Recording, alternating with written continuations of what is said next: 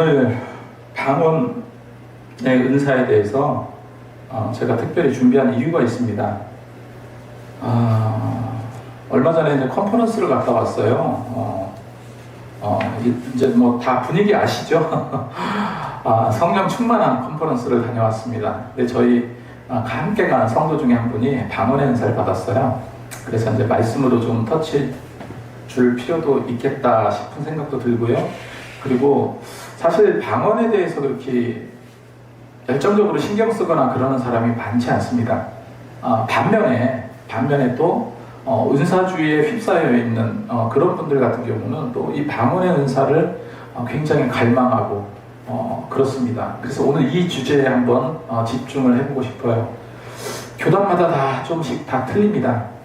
예를 들어서 순복음이나 성결교단은 잘 모르겠습니다. 아무튼 제가 기억하기에 저도 이제 순복음에서 신앙생활한 건 아니지만 그 영향을 많이 받았다고 누차 제가 말씀을 드렸는데 그래서 처음에는 이런 갈망이 많았습니다. 이제 거기는 이제 방언 은사를 굉장히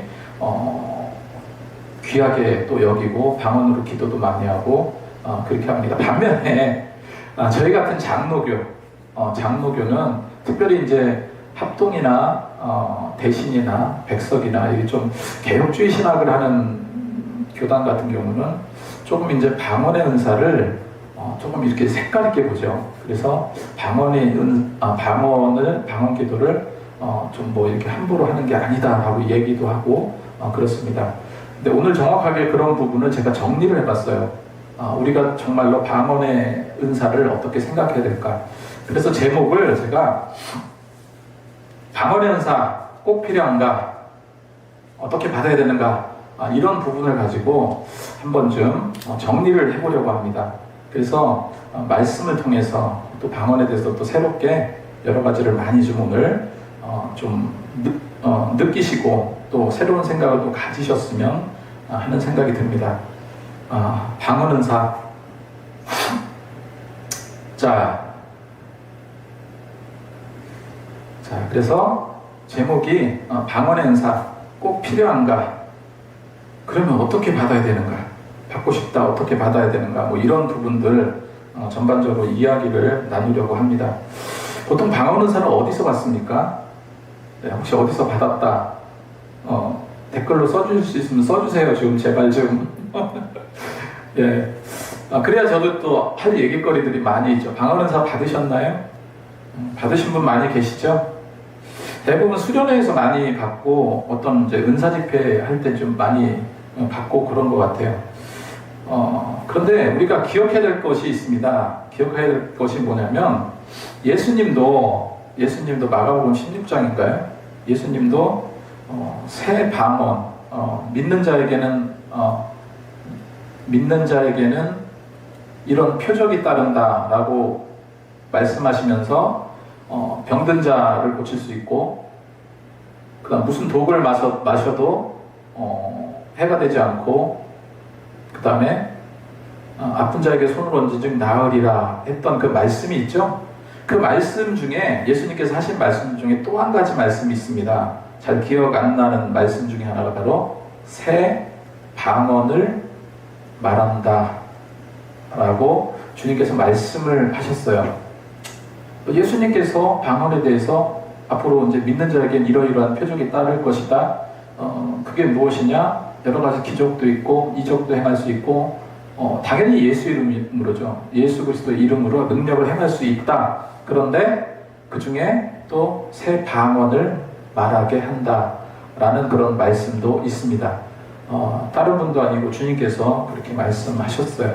제가 이거를 이제 방언에 대해서 이렇게 살펴보면 초대교회 때 초대교회 요 시절에 방언의 은사가 굉장히 많이 나타났습니다. 방언의 은사도 많이 나타났고 뭐 예언, 통변 이런 은사들이 많이 나타났죠.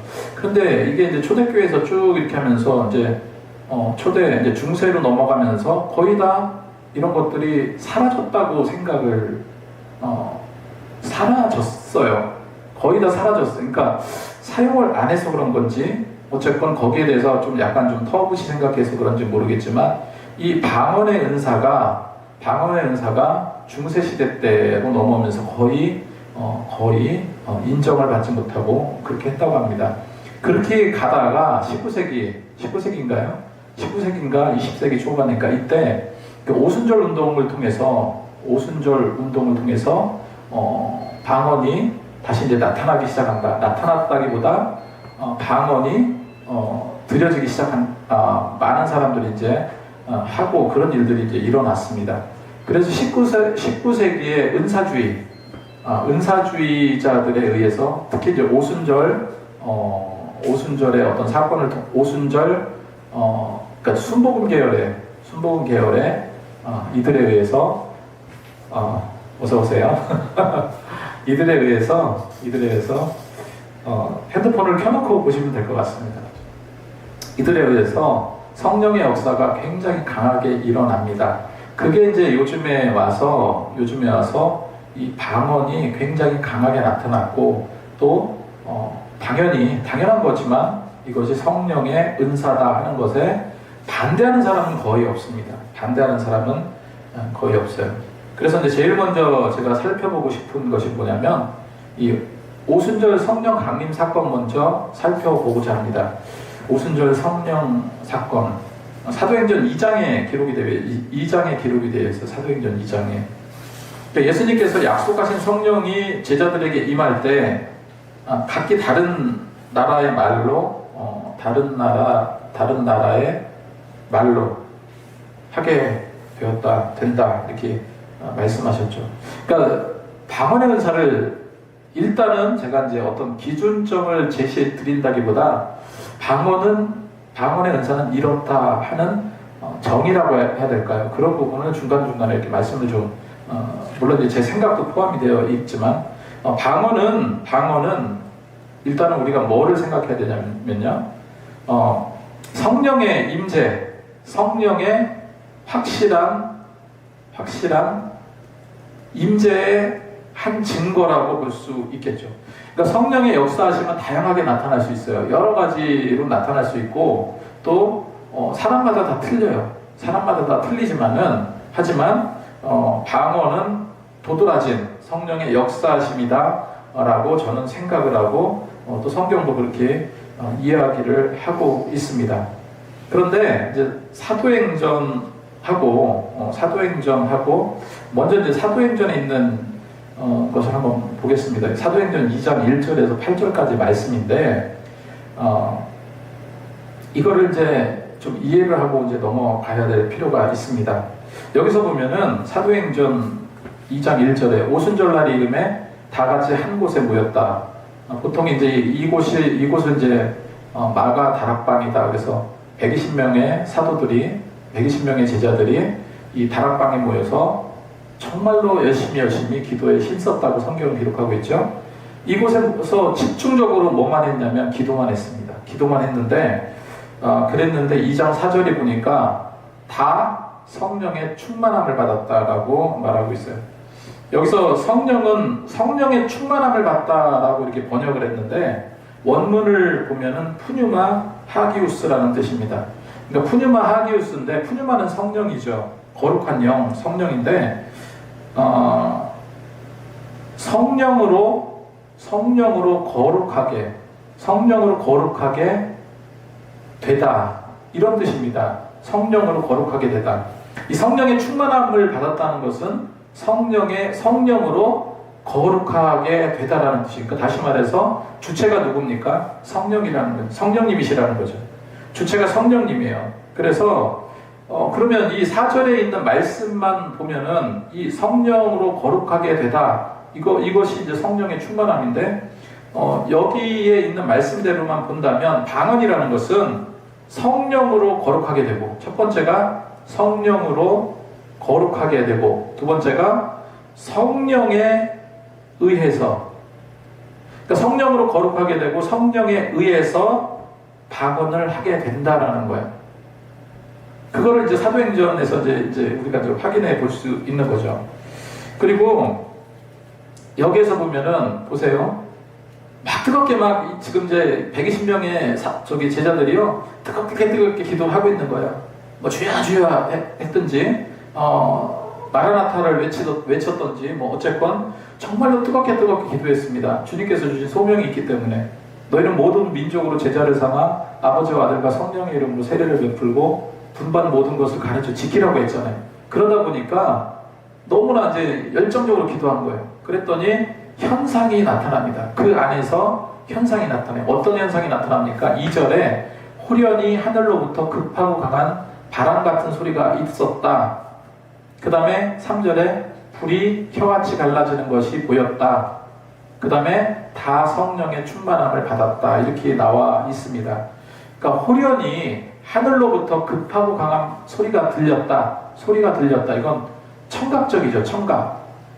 청각적인 현상이 일어날 수도 있는 겁니다. 그러니까 성령의 충만함은 어떤 청각적인 요소도 일어날 수 있는 거예요. 그 다음에 불이 혀처럼 갈라졌다. 불이 혀처럼 갈라지는 거 뭡니까? 시각적이죠. 시각적으로 다가올 수도 있습니다. 그리고 감정적으로 다가올 수도 있고요. 그리고 4절처럼 다 성령의 충만함을 받는다.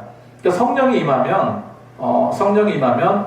이런 어떤 청각적이나 시각적이나 감각적인 어떤 반응이 온다는 거예요. 반응이 오면서 다 성령의 충만함으로 덧입게 되었다. 그런데 그렇게 되었는데 어떤 현상이 일어났습니까? 여기서 성령을 말하게 하심을 따라 다른 언어로 말하기 시작했다 기록하고 있어요. 다른 언어. 그러니까 여기에서 이제 방언의 여기서 사도행전에서 나타난 그 방언은요, 외국어입니다. 외국어. 그러니까 우리가 알고 있는 뭐 이렇게 방언하는 그런 어찌 보면 좀 외계어 같은 그런 어떤 방언이 아니라 외국어인 거예요. 이때가 이제 오순절 날이 되다 보니까 어떻습니까? 많은 사람들이 예배를 드리러 그 제사를 드리러 어디에 왔어요? 예루살렘에 왔습니다. 예루살렘에 왔는데 우리가 잘 알다시피 이스라엘 민족들은 이 나라 저 나라 디아스포라 유대인으로 살아갑니다. 그래서 많은 나라에 이제 흩어져서 살고 있는데 이들은 예루살렘에서 이렇게 제사를 드리고 절기마다 와서 제사를 드리고 그렇게 이제 행해요. 그래서 그날이 오순절 날이었기 때문에 어떻습니까? 그래가지고 오순절이기 때문에 예루살렘으로 몰려든 거예요. 그렇게 몰려들었는데 아까도 말씀드렸던 것처럼 각기 다른 외국에서 사는 유대인들이에요. 그 외국에서 사는 유대인들이 자기 나라 유대어를 할까요? 그런 말을 하기도 하지만 뭐 이세들이나 각기 다른 나라의 언어들을 사용하고 있었어요. 근데 이때는 성령의 역사심이 너무 강해서 이 사람들이 다 알아들을 수 있는 그런 말이 필요했던 겁니다. 그러니까 외국어가 필요했던 거예요. 그 사람들이 알아들을 수 있는 외국어. 그래서 잠깐만요. 그래서 그 외국어가 필요했던 거고, 그러다 보니까 하나님께서 성령의 역사하심을 외국어를 사용하도록 그렇게 성령의 역사하심이 있었어요. 그러니까 이런 겁니다. 그게 어떤 거냐면 뜨겁게 기도를 했는데 밖에 나가 보니까 많은 외국인들이 있었어요. 그 많은 외국인들, 디아스포라 유대인들이 있는데 각기 언어가 달라. 사람은 한 사람인데, 한 사람이 있어요. 복음을 전해야 됩니다. 복음을 증거해야 되는데 요즘으로 말하면 미국 사람도 있고 프랑스 사람도 있고 독일 사람도 있고 이탈리아 사람도 있고 한국 사람도 있어요. 언어가 다 틀리잖아요. 이런 사람들에게 어느 한 특정한 나라의 언어로 한다고 하면은 그 나라 사람들만 듣죠. 근데 이때 당시에는 베드로하고 사도들이 성령의 충만함을 입고 밖에 나와서 설교를 한 거예요. 밖에 나와서 복음을 전했습니다. 그랬더니 모여있는 사람 중에 미국 사람도 있고 프랑스 사람도 있고 독일 사람도 이탈리아 사람도 있는데 이 사도가 한 가지 언어로 이야기를 합니다. 한 가지 언어로 이야기를 했는데 미국 사람도 알아듣고 프랑스 사람도 알아듣고 독일 사람도 알아듣고 이탈리아 사람도 알아듣고 뭐 이런 개념인 거예요. 그러니까 성령의 역사하심은 이때는 어떤 기적 같은 현상인데 이것도 이제 하나의 사도행전에 나오는 방언은 이런 외국어였다 하는 거죠. 외국어였다는 거. 그러니까 문맥상으로 보면 그렇게 이제 볼 수가 있습니다. 실제로 이제 많은 선교사님들이 이제 외국에 전혀 알아듣지도 못하는 그런 미지의 그 땅에 가서 복음을 전할 때 실제로 지금도 이런 역사들이 일어난다고 그래요. 그래서 그런 어떤 간증들도 많이 올라오고 그렇습니다. 그러니까 이 다른 언어를 다 알아들을 수 있도록 그렇게 했다는 거죠. 자, 그래서 이게 사도행전에 있는 것은 바로 그 외국어다. 하지만 고린도에 있는 방언은 또 다른 의미가 있죠. 자, 그러면 본격적으로 이렇게 말씀드리기 전에 예전에 제가 읽었던 책 중에 하나가 있습니다. 근데 혹시 여러분들 이 책을 아시는지 모르겠어요.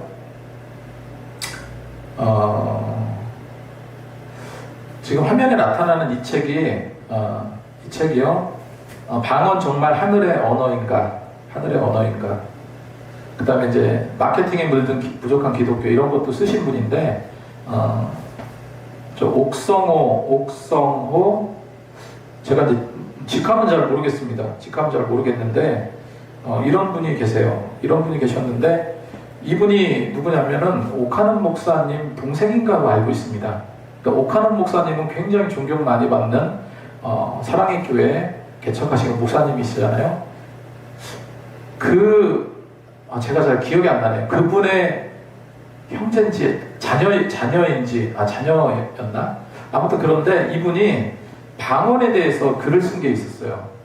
방언에 대해서 이제 글을 쓴 게 있는데 이게 좀 이제 많은 논란이 있었죠. 많은 논란이 있었습니다. 그래서 이 방언 기도가 이 옥성호 이분도 이제 목사님으로 제가 알고 있거든요. 근데 이 옥성호 목사님이 방언에 대해서 뭐라고 이제 말씀하셨냐면은 사도행전 2장 아까 제가 말씀드렸던 사도행전 2장에 나오는 그런 외국어 그 외국어만 방언이다 이렇게 이제 얘기를 했던 겁니다. 그 외국어만 방언이다. 그러면 고린도전서 12장부터 14장까지 나오는 그 방언 이거는 뭐인가 라고 할 때 이분은 이것도 외국어의 한 종류다 라고 이야기를 한 거예요. 우리가 알고 있는 그 신비롭고 이런 귀한 그 방언의 은사는 어떤 아니다 라고 이제 얘기를 한 거죠. 그러니까 그 외국어 방언만 인정을 한 거예요. 그런데 우리가 가만히 보면요, 성경에는요 분명히 두 가지 방면으로 분석을 하고 있어요. 알아들을 수 있는 외국어가 있고 알아들을 수 없는 영의 비밀로서의 방언이 있습니다. 그 두 종류로 나뉘어 있어요. 고린도전서 그 14장 2절에 보면은 이 방언의 특징이요. 자, 옥성호 목사님이 생각하는 방언은 외국어다. 그건 외국어다. 이것만 생각하고 다른 거는 그 성경적인 근거가 없다고 말합니다. 다른 어떤 우리가 하는 이제 그런 어떤 언어로서의 방언은 없다. 이렇게 이제 이야기를 하는 거죠. 그래서 방언의 특징은 방언은요. 그런데 이제 그거로 인해서 많은 이제 비판을 받고 있습니다. 저는 분명하게 말씀드릴 수 있는 것은 이 옥성호 목사님이 말씀하신 그거는요 아닌 것 같아요. 그거는 성경적으로 옳지 않다고 생각합니다. 이거는 제 개인적인 생각이긴 하지만 성경을 봐도 그거는 옳지 않은 거예요.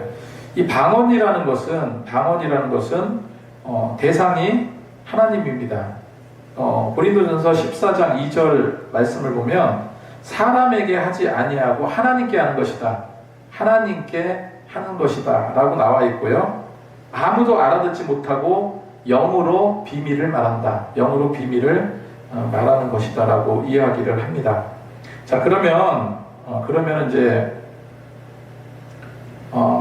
세 번째, 자, 두 번째, 제가 성경 구절을 이렇게 적어놨는데 자, 방언을 말하는 자는 사람에게 하지 아니하고 누구에게 합니까? 하나님께 하는 겁니다. 그리고 아무도 알아듣지 못하고 영의 비밀을 말한다, 이렇게 성경은 이야기하고 있어요. 자, 세 번째, 이제 방언의 주체와 이제 받는 방법이라고 해야 되나요? 저는 이 방언의 은사를 부흥에 가서 받았던 것 같아요. 고등학교 때 방언의 은사를 받았는데, 부흥회를 통해서 이제 제가 받게 됐는데, 합식 기도를 여러 번 했던 기억이 납니다. 그래서 지금과 같이 그 강사 목사님이 나라와 민족을 해서 기도합시다 그럼 막 뜨겁게 기도하고, 또 이제 교회 부흥을 해서 기도합시다 그럼 또 뜨겁게 기도하고 막 그랬어요. 그런 가운데 이제 또 안수기도도 해 주시고 70년대 80년대 그 느낌입니다. 그런 가운데에서 이제 나도 모르게 이제 이상한 말이 튀어나오게 됐어요. 그게 이제 제 방언의 시작입니다. 근데 우리가 이제 확실하게 알아야 될 것이 뭐냐면은, 방언 기도는요 주체가 성령님이세요.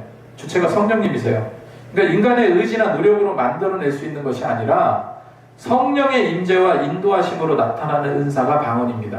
성령의 임재와 인도하심. 그래서 로마서 8장 26절에 보면요, 로마서 8장 26절에 보면 성령님께서 어떻게 우리를 위해서 어떻게 합니까? 성령도 우리의 연약함을 도우시나니 우리가 마땅히 기도할 바를 알지 못하나 오직 성령이 말할 수 없는 탄식으로 우리를 위해서 친히 간구하신다 라고 성경은 이렇게 기록되어 있거든요. 이런 말씀이 있습니다. 그래서 방언 기도는요 주체자가 누굽니까? 주체자가 내가 아니에요.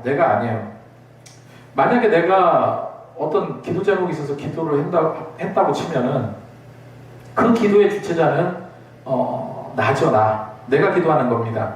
내가 기도하는 건데, 근데 방언 기도는 제가 이렇게 있으면 내가 기도하는 게 아니라 성령께서 내 입술을 통해서 기도하시는 겁니다. 그러니까 주체는 누구예요? 성령님이시라는 거예요.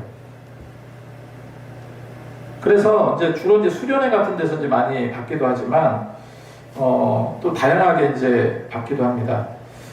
그리고 이제 방언 기도를 믿음으로 구하고 성령으로 충만하게 사모할 때, 그때 성령께서 주시는 은사다. 그리고 이제 이런 경우가 있습니다. 이런 경우 이제 조금 이제 은사에 좀 많이 집착하는 그런 수련회나 부흥회 같은 게 있죠. 이제 약간 이제 은사 중심의 어떤 부흥회, 수련회. 여기서 이제 강사 목사님들이 나를 따라해라, 아니면 이제 어떤 이제 방언을 가르친다든가 이런 그런 행위가 있을 수는 있습니다. 그런데 언어라는 그것도 저는 어느 정도 더 어떤 심적인 어떤 몰입이 된다라고 생각은 하지만 성령의 역사하심 이게 다 언어거든요.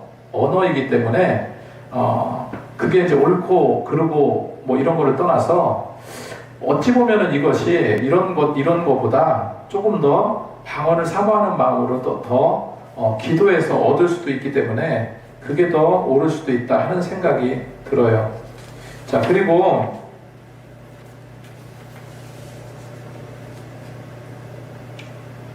누가복음 11장에 보면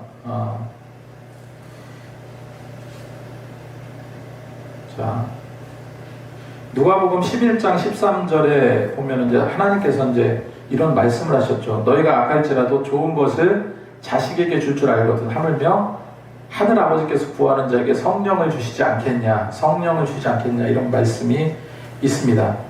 저는 그랬던 것 같아요. 제가 이 사모함이라고 제가 아까 말씀을 드렸는데, 제가 이제 라이브를 하면서 누차 이제 제 과거에 어떤 신앙생활했던 그런 모습들을 좀 말씀을 드리기도 하고 그렇게 하는데요. 근데 제가 이제 그때 당시에 기도 제목이 있었습니다. 하나님을 알고 싶은 거예요. 정말로 하나님을 보고 싶은 거예요. 그래서 하나님 보여주세요. 이게 기도 제목이었습니다. 정말로 이 진리에 대한 목마름이 너무 컸어요, 그 당시에. 그래서 제가 이제 기도를 어떻게 했냐면, 하나님의 증거를 보여달라. 여러분들 중에도 이제 그렇게 기도하시는 분이 있을 거라고 저는 믿어요. 저는 그것도 옳은 기도라고 생각합니다. 하나님이 계시다면은 그 증거를 보여달라. 그래서 당시에 약간 좀 그 천국을 왔다 갔다 한 당시에 이제 책 중에 펄시 콜렛 박사가 쓴 내가 본 천국이라는 책이 있습니다. 굉장히 좀 신비주의적인 그런 책인데, 그거를 제가 읽고 천국에 대한 사모함이 또 생기고, 그래서 하나님, 기도 제목이 그거였어요. 고등학교 2학년 때 뭐 그렇게 깊게 알겠습니까? 그래서 정말 내가 하나님을 보고 싶은데, 하나님을 믿고 싶은데, 그 펄시콜렛 박사처럼 천국을 보여주세요. 아니면 방언의 은사를 주세요. 이렇게 기도했던 것 같아요. 그렇게 그거를 정말로 이 온몸에서 진동이 날 정도로 기도했던 기억이 납니다. 하나님 뭔가 보여주세요. 이렇게 그렇게 했는데 하나님께서 방언의 은사를 주신 거죠. 그래서 저는 그거를 굉장히 지금도 감사하게 이렇게 생각을 하고 있습니다.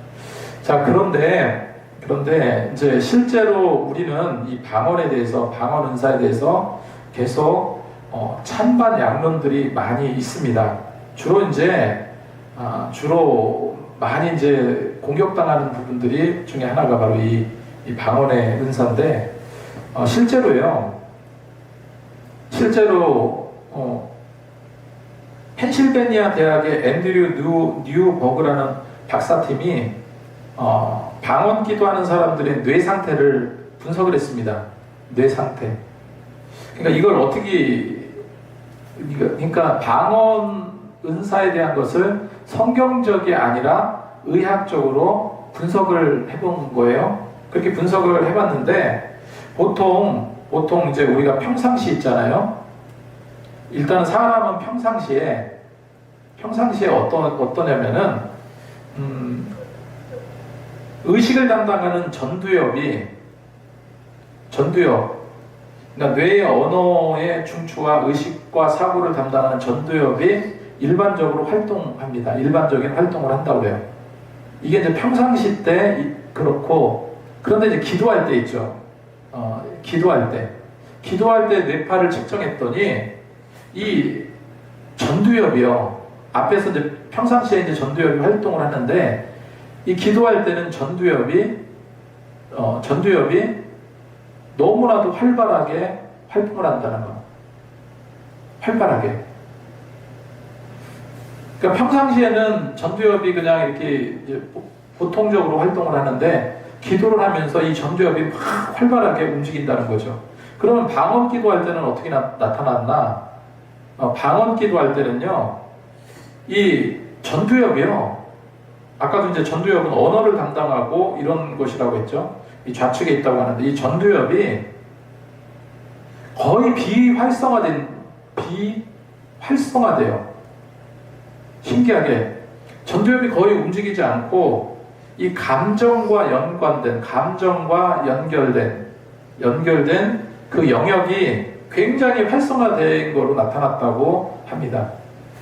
그러니까 기도할 때는 전두엽이 막 활발하다가, 이 방언 기도도 기도인데, 이 방언 기도했을 때는 전두엽이 희한하게 비활성화가 되고, 감정을 연결하는 관련된 영역이 굉장히 활성화 되었다고 이렇게 한 거예요. 그래서 감정이 활성화되었다는 의미를 성경적으로 또 분석해 놓은 분들도 계십니다. 그래서 뇌 연구에서 방언 기도 시 감정의 영역이 활성화됐다는 것은 방언 기도가 단순한 소리 없는 그런 의미의 행위가 아니라 어떤 걸 이야기합니까? 깊은 감정적인 교류를 수반하고 있었다 하는 거예요. 그러니까 내가 무슨 기도를 했는지 몰라. 방언으로 기도했는데 그게 그냥 뭐 이렇게 이상한 말만 하고 아무것도 잘 모르는 것 같고, 그런데 여러분 방언 은사 받으셨으면 아마 느끼셨을 겁니다.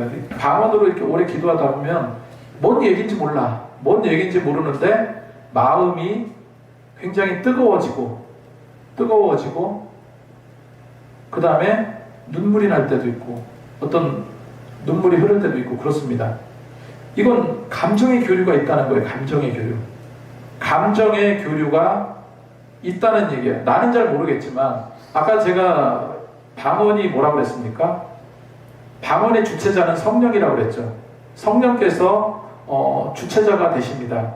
예를 들어서 자, 어떤 명강사가 강연을 합니다. 막 이런저런 얘기하면서 너무 감동스럽게 막 이렇게 하다 보니까 많은 사람들이 거기에 뭐 설교를 이야기를 들면은 너무나 은혜로운 설교를 하는 거예요. 너무나 감동적인 설교를 하는 거예요. 그러니까 마음이 뜨거워지고 눈물이 납니다.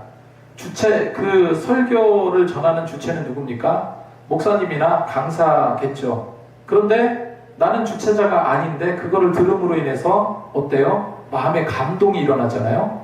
마찬가지로 이 방언이라는 것은 성령께서 계속해서 성령께서 이런 기도하시고 나를 위해서 함께 하시고 이렇게 할 때 그거를 듣고 또 그 성령의 이끌림을 받는 나는 어떻게 되는 겁니까?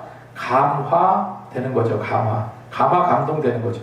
이런 감정의 교류가 있다는 것을 의학적으로도 확인할 수 있었다는 겁니다. 그리고 이런 것들은 계속 더 연구를 하고 있다고 그렇게 이제 이야기를 합니다. 여기서 이제 감정적인 교류는 하나님과의 어떤 감정적인 교류임을 우리는 알 수 있습니다. 그러면 보통 우리는 어디서 방언을 받습니까? 주일학교나 중고등부나 청년부 때를 돌이켜 보시면 대부분이 어디서 방언을 받는가 했더니 수련회나 부흥회 같은 데서 방언을 많이 받는다고 그래요. 수련회나 부흥회 같은, 그러니까 쉽게 말해서 많은 사람들이 모여 있고 많은 사람들이 함께하는 그 공간 안에서 거기서 방언의 은사를 많이 받는다는 거예요. 그러면 그 몇 가지 이유들이 있습니다. 왜 그런 데서 방언의 은사를 받게 될까? 첫 번째가 이제 몰입 상태입니다. 몰입 상태. 그러니까 많은 사람들이, 우리가 군중 심리라고도 이야기를 합니다. 많은 사람들이 한 가지 목표로 거기 왔어요. 한 가지 목표가 뭡니까? 예수님을 알고 기도하고 찬양하고 말씀 듣고 이러기 위해서 모여 있는 사람들이에요. 그러니까 몰입 상태라는 거예요. 그러면 거기서 주로 뭐 합니까? 반복적으로 기도해요. 반복적으로 기도하고 찬양하고 말씀 듣습니다. 그러니까 그런 가운데에서 몰입하게 되고 무의식적인 작동이 거기서 생겨납니다. 또 한 가지 특징이 뭐냐면 그런 수련회나 이런 대중 부흥회 같은 데서 방언의 은사를 많이 받게 되는 그 이유가 집단 심리가 많이 작용을 합니다. 그러니까 이게 뭐냐면 옆 사람이 감정적으로 막 뜨겁게 기도해. 막 하나님 찾고 눈물 흘려가면서 기도를 합니다. 그런 가운데서 방언의 은사를 받았다면은 방언의 은사를 받고 뜨거운 기도를 하게 될 때 옆에 있는 사람들은 동화가 됩니다. 이거를 우리가 이제 집단적인 어떤 심리 작용으로도 볼 수 있어요. 그리고 세 번째가 감정의 배출. 이 감정의 배출이라는 말은 그런 거예요. 억눌려 왔던 내 감정 상태, 억눌려 왔던 내 안에 기쁘고 슬프고 하는 그런 감정이 있죠. 그런 감정을 뭐로 표출하냐면 소리로 표출하는 거. 소리로 표출한다. 그러니까 보통 교회에서 예배드리고 집에 가고 또 어떤 사역을 위해서 일을 하고 이런 가운데서 방언의 은사를 받기가 조금 쉽지는 않은 것 같아요.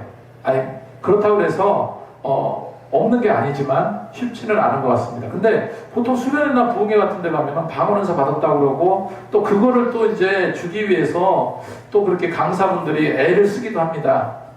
몰입 상태, 많은 사람들이 모여있는 상태고 반복적으로 기도하고 찬양하고 말씀 듣고 이런 상황이고 또 여러 사람이 있다 보니까 심리적으로 동화가 되는 거죠. 그러다 보니까 마음이 그냥 확 열려버리는 겁니다. 그래서 이런 데서 이렇게 방언의 은사를 많이 받는 것 같습니다. 자, 그래서 이 방언의 은사라는 것은 우리가 사람이 살아갈 때 보통 무엇을 이야기하냐면 지성을 이야기합니다. 사람에게는 누구나 이성이 있다. 그래서 그 이성으로 우리는 살아야 된다. 이 과학적인 근거를 대라 부터 시작을 해서 사람은 이성을 이야기합니다. 이성을 이야기하는데 근데 또 이성에다가 플러스 지성을 겸비하려고 해요. 내가 생각할 수 있고 말할 수 있는 그런 이성은 누구에게나 있고 또 여기에서 뭐가 필요하다고요? 어떤 지적 능력까지도 요구를 하는 게 보통 사람들이죠. 그런데 이 방언의 은사는 지성과 이성을 넘어선 영적인 소통이다. 영적인 소통이라는 거예요. 성경이 말하고 있는 겁니다. 그래서 성경에서 아까도 말씀드렸지만 성령께서 말할 수 없는 탄식으로 우리 로마서 8장 말씀 아까 봤죠? 자, 말할 수 없는 탄식으로 성령께서 연약함을 도우시고 말할 수 없는 탄식으로 우리를 위해서 기도하신다. 이렇게 말씀한 거예요. 이건 뭡니까? 성령과 우리 영혼 간의 어떤 깊이 있는 교감을 통해서 영적인 어떤 기도를 성령께서 우리를 위해서 하시는 거죠. 자,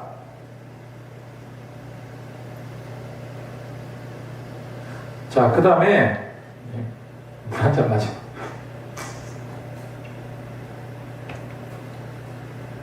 자, 다섯 번째로 방언과 통역과 방언 은사와 다양한 유형 이런 거, 특별히 통역의 은사이죠. 통역의 은사. 또 성경에서는 예언을 하라고 이야기도 합니다. 예언을 하라고도 하는데 저는 이 부분에 대해서 방언에 대해서 통역을 하고 예언을 하고 이런 부분이 이게 성경적으로 나와 있는 것이 너무 빈약합니다.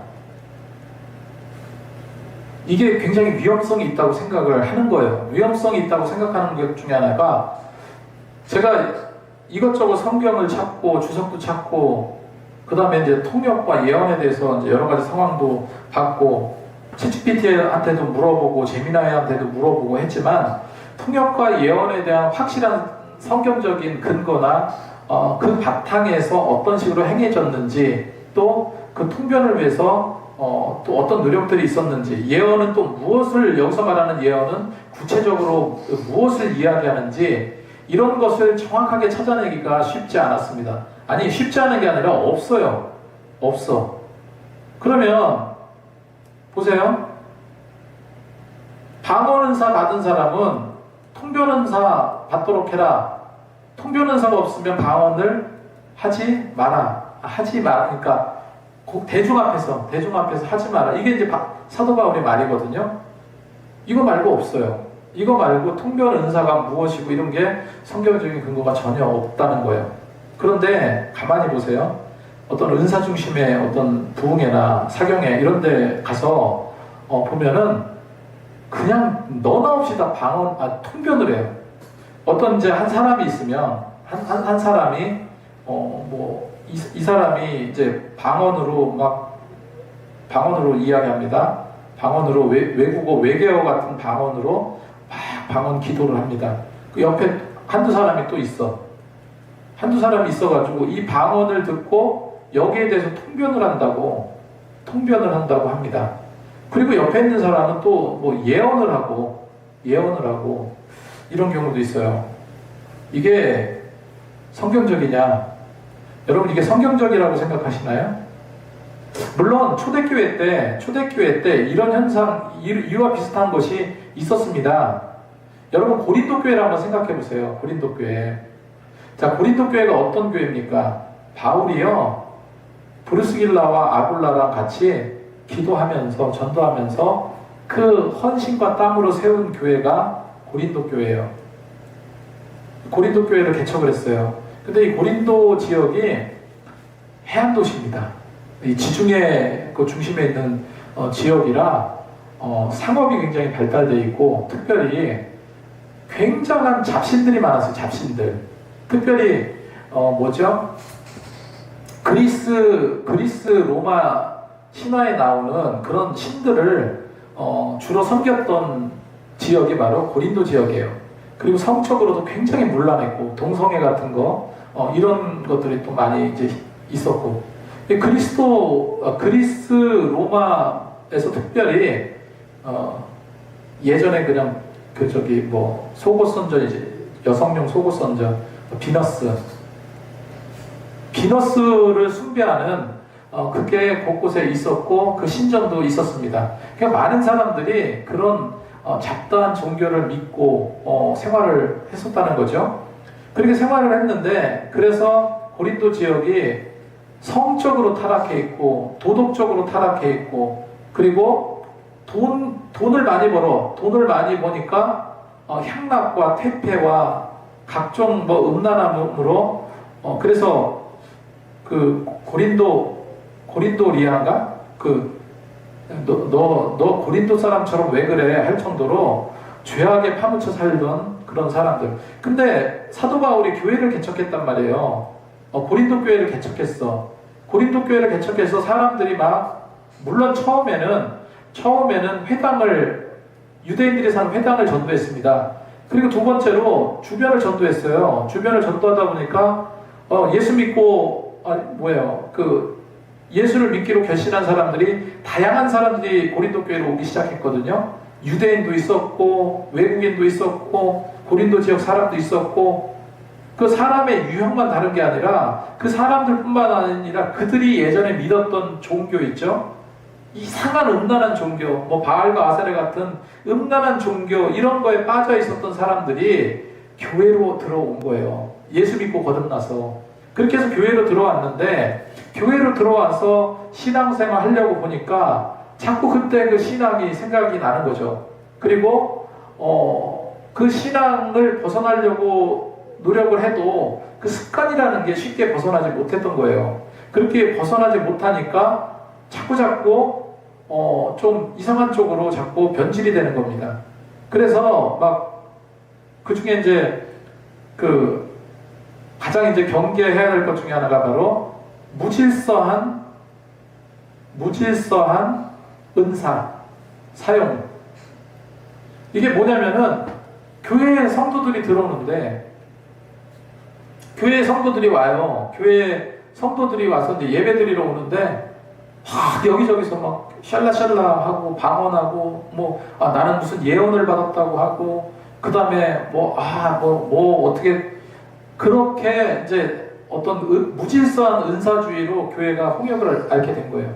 그렇게 홍역을 앓게 되고 이렇게 하다 보니까 그 교회를 지켜보던 실제로 운영하는 바울과 아볼로나 이런 사역자들이 심각함을 느꼈던 거죠. 그래서 바울이 뭐라고 말합니까? 바울이 한마디 하죠. 그 방언에 대해서 이야기하고 무질서한 은사에 대해서 이야기하고 그렇게 이야기하면서 그러면서 이런 거로 인해서 교회가 제대로 예배드릴 수 없는 상황까지 이르게 됨을 우리가 이제 확인할 수 있습니다. 자, 그래서 고린도전서 14장인가요?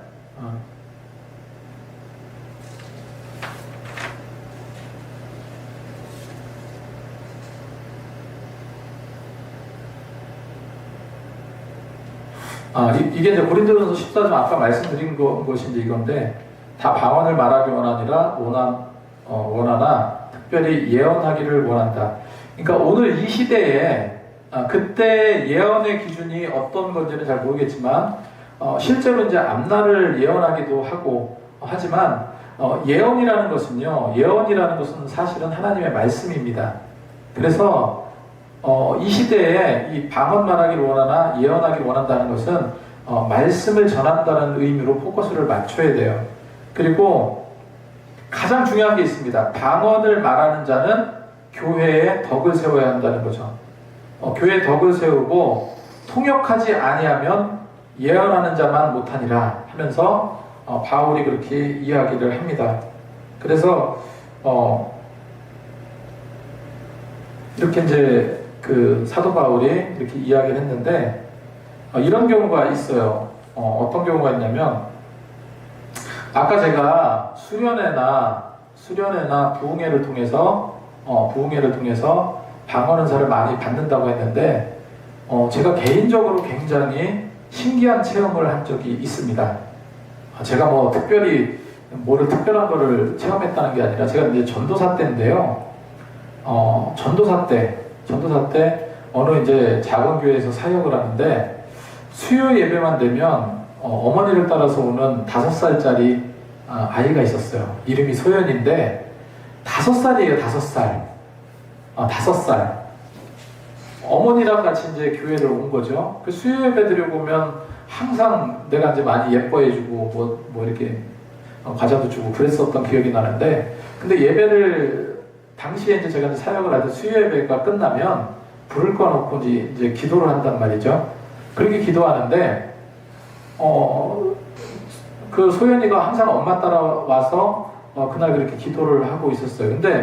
그런데 어떤 일이 있었냐면은 갑자기 기도하는 중에 이 꼬마가 막 울면서 밖으로 나간 거예요. 기도 중에. 그러니까 개인 기도하는 중이에요. 뭐 같이 기도하는 게 아니라 이렇게 그 반주기 틀어놓고 성도님들이 이렇게 기도하고 가시잖아요. 그렇게 이제 기도하는데 이 5살 먹은 소연이가, 그 아이가 그렇게 막 기도하는데 갑자기 밖으로 울면서 나가는 거예요. 제가 깜짝 놀라가지고 밖으로 나갔어요. 걔가 이제 나갈 곳으로 나갔죠. 그래서 애한테 무슨 일이 있나 해가지고 갔더니 계속 우는 거예요. 그러면서 나한테 하는 얘기가 뭐냐면, 전도사님, 제가 기도하는데 이상한 말이 나와요. 이상한 말이 나와요. 나도 모르게. 이렇게 이야기를 하는 거예요. 그러니까 이게 뭘까? 처음에는 이게 뭘까라고 생각을 했었는데, 그게 어떻게 나오냐 그랬더니, 그러니까 그때 뭐 했냐 그랬더니, 엄마 아빠, 그러니까 가족을 위해서 기도했다는 거예요. 가족을 위해서 기도했고 그렇게 간절히 기도했는데 갑자기 그렇게 기도했는데 한국말이 아니라 이상한 말이 나온다. 그렇게 이야기를 하는 거예요. 어머니도 무슨 방언 은사를 받은 것도 아니고 그 5살짜리 꼬마가 방언을 했던 거예요. 그때 저는 얼른 이제 목사님께 데려가서 상황을 설명드리고, 그렇게 하고 이 애가 이렇게 해서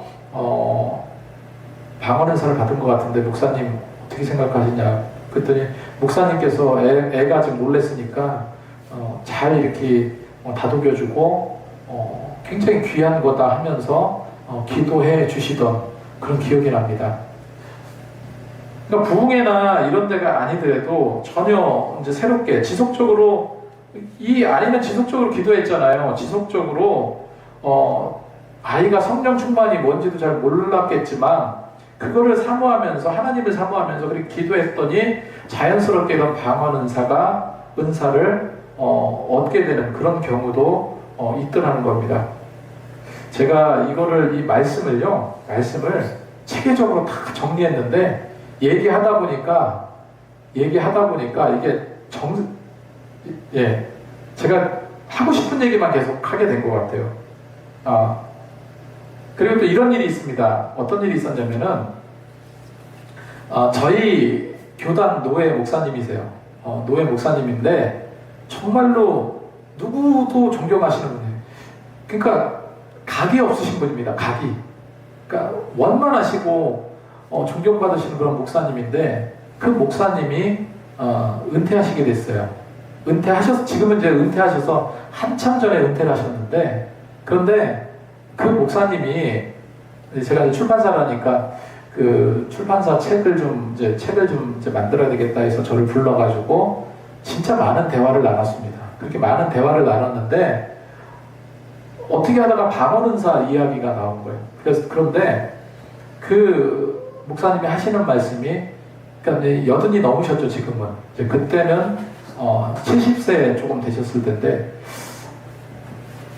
정 목사 그러더니 나는 방언 은사를 못 받았어 그러는 거예요.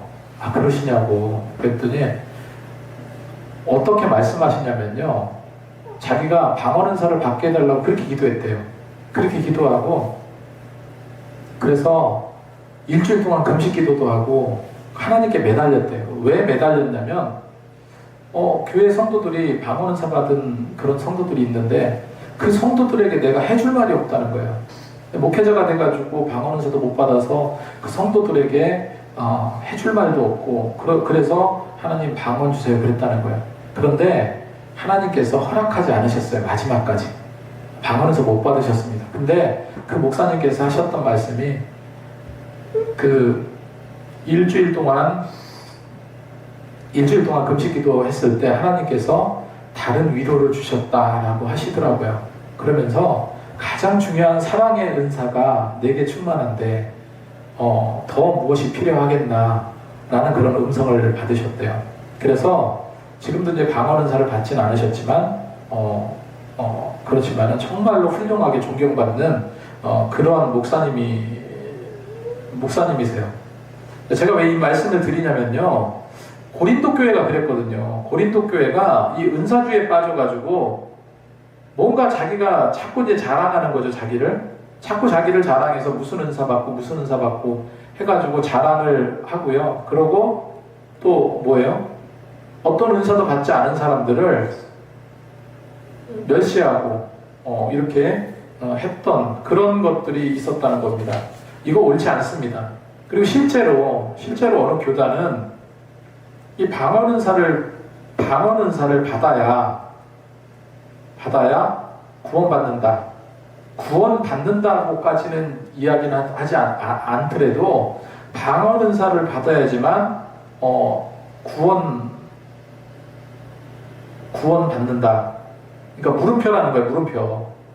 방언 은사도 안 받았어? 그러면 구원 제대로 받아. 이렇게 생각을 한다는 겁니다. 그만큼 귀하게 생각한다는 건 좋지만 그것으로 인해서 뭐 천국이 결정된다, 영생이 결정된다, 이거는 정말로 큰 오류죠. 그래서 이 무분별한 어떤 은사주의에 빠져서는 안 되겠다 하는 거예요. 그리고 방언 기도를 어떻게 할까 해서 이제 요 몇 가지만 말씀드리고 맺겠습니다. 이 방언 기도, 방언 은사를 받으셨다면 저는 그렇게 기도합니다. 당연히 공적 예배에는 방언을 사용하지 않습니다. 왜? 사도 바울도 그랬죠. 사도 바울도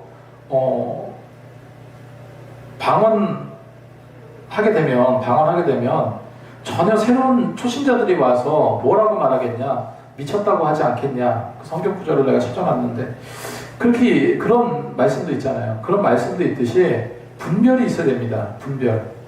그래서 이 방언 은사는 공중적인 어떤 대중적인 기도나 이런 쪽에 이제 많이 이제 사용을 하면 좋고, 그 다음에 이제 조금 이제 신앙의 어떤 연수가 있어서 그 모든 것을 이해할 수 있는 어떤 모임이나 소그룹이나 어떤 이런 쪽에서 방언으로 같이 기도하면 좋겠죠.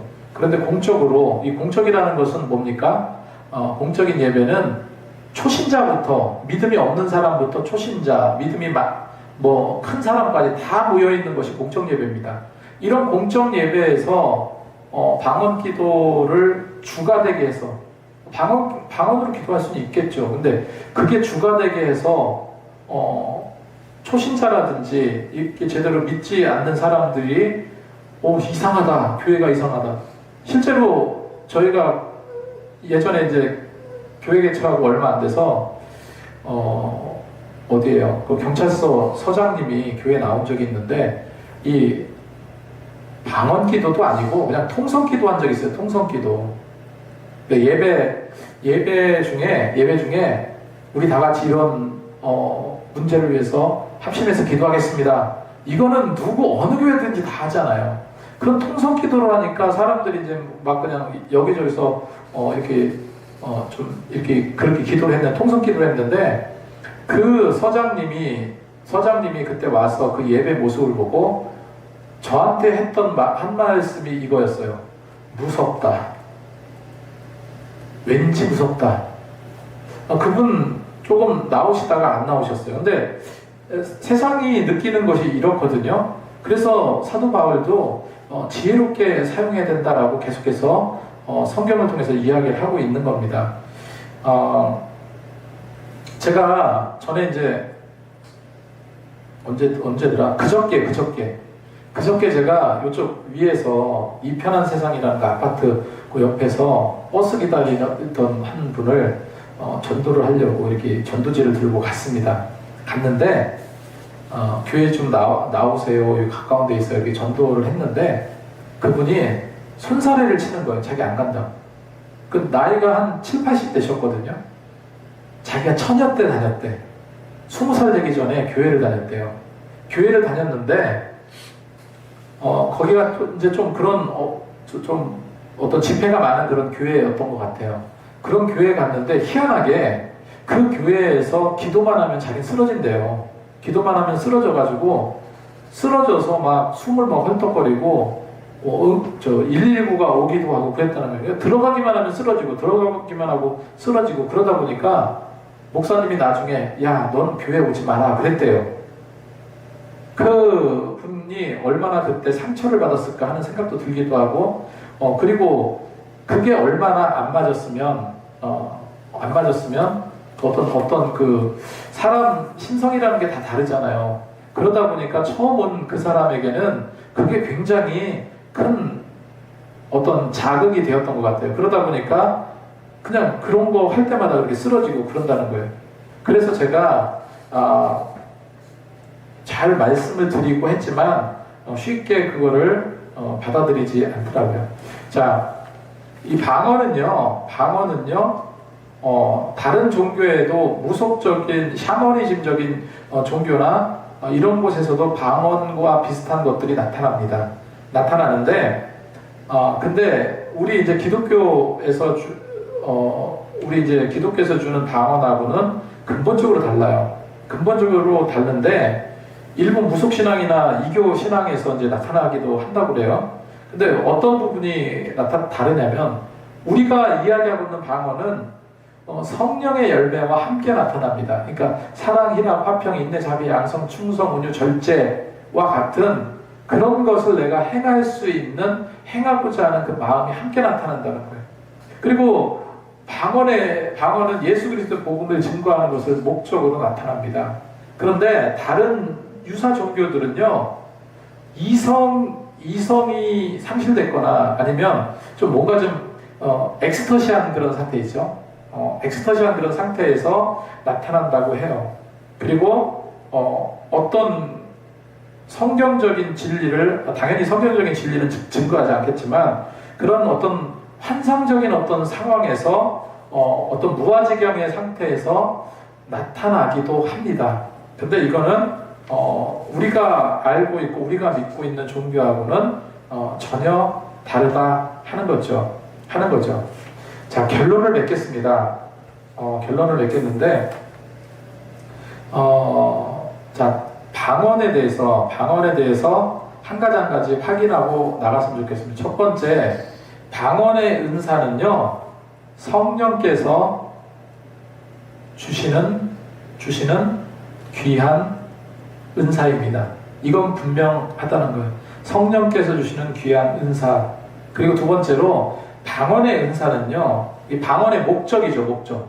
목적은 하나님과 깊이 있는 교제, 그리고 영적 성장의 증거라고 할 수는 없겠지만 영적 성장의 어떤 하나의 사인이다, 이렇게 이해하면 좋겠습니다. 세 번째로 방언의 은사는요, 성경대로 가야 됩니다. 방언의 은사는 성경대로 가되, 그럼 성경적인 가르침에 따라서 방언의 은사는 뭐라고 했습니까? 교회에 덕을 세우는 것, 덕을 세우고 질서, 교회에 덕을 세우고 질서를 세워야만 한다.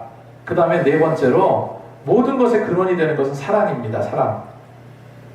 주님을 더 사랑하게 돼야죠. 방언의 은사를 갖고, 그리고 더 섬기고 더 간절히 기도할 수 있는 그런 마음이 있어야 한다는 겁니다.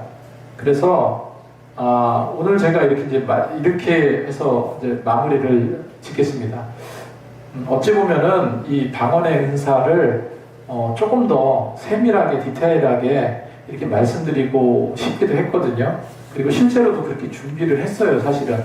그런데 말씀을 하나하나 이렇게 하면서 제가 이제 조금 더 이제 필요하다 싶은 말씀을 좀 드렸고, 이게 좀 이렇게 정확하게 처음부터 논리적이지 못할 수도 있지만 방언의 은사가 그렇다는 것은 좀 기억해 두셨으면 좋겠습니다. 방언의 은사는 귀한 은사입니다. 이 은사를 사모하시고 더욱더 사모하고 기도하고 또 노력하며 나가시는 저와 여러분이 되시기 바랍니다.